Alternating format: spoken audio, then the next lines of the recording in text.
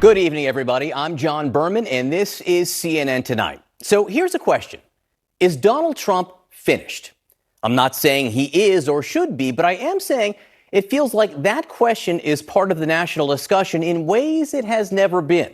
Today, the House January 6th committee issued criminal referrals for the former president, 4 of them to be exact. Anyone who incites others to engage in rebelling, assists them in doing so, or gives aid and comfort to those engaged in insurrection is guilty of a federal crime. So we thought about booking historians tonight to place these criminal referrals in an historical context.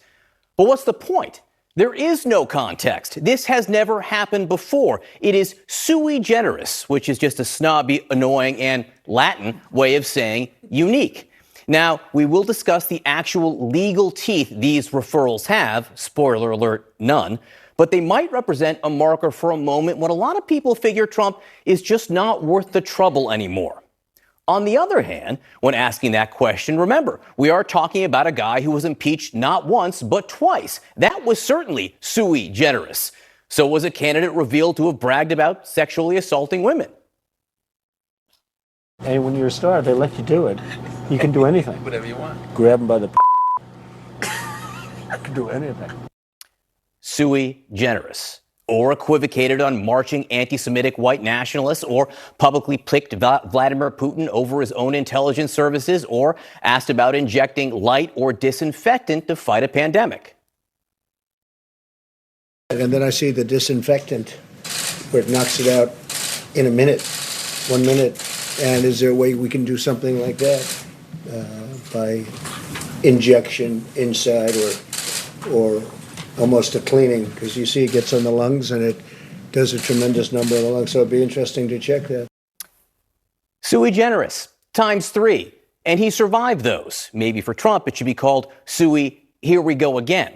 Also, if you're looking around the world right now, irreversible political death sentences seem scarce. Israel just elected an indicted, scandal-plagued former prime minister. Brazil picked a former president who was in prison a couple years ago.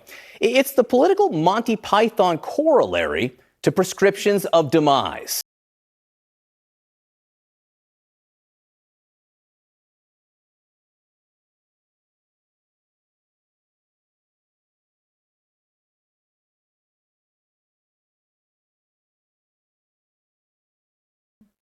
So Trump wasn't dead yet, not those times. That is the other hand to questions being asked about Trump. But back to the first hand and the situation tonight, and about the notion beginning to float that Donald Trump really is politically finished this time.